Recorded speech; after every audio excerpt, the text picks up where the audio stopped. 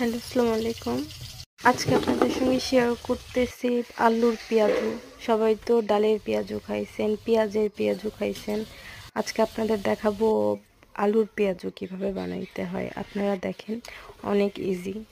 Just আলুটাকে ঝুরি করে কেটে নিয়ে পেঁয়াজ, মরিচ, মরিচের গুঁড়া, হলুদের গুঁড়া, জিরা গুঁড়া, ধনিয়া গুঁড়া, আদা রসুন দিয়ে আমি ভালো করে মাখাই নিচ্ছি। ইত্যাদিতে এমন একটা পেঁয়াজু আপনারা বানিয়ে নিতে পারেন। এমনভাবে মাখাই নিতে হবে যেন এক্সট্রা পানিটা না লাগে, কারণ আলুর যে পরিমাণ পানি বের হয় সেটা দিয়ে মাখানো হয়ে যায়।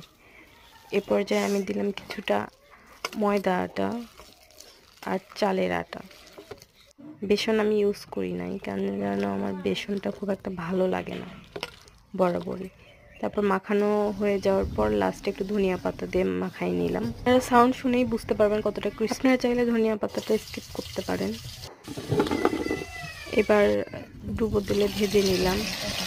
এত টেস্টি হয়, এত মোস্ট ক্রিস্পি হয় যে আপনারা সাউন্ড শুনেই বুঝতে পারছেন যে কতটা ক্রিস্পি হয়।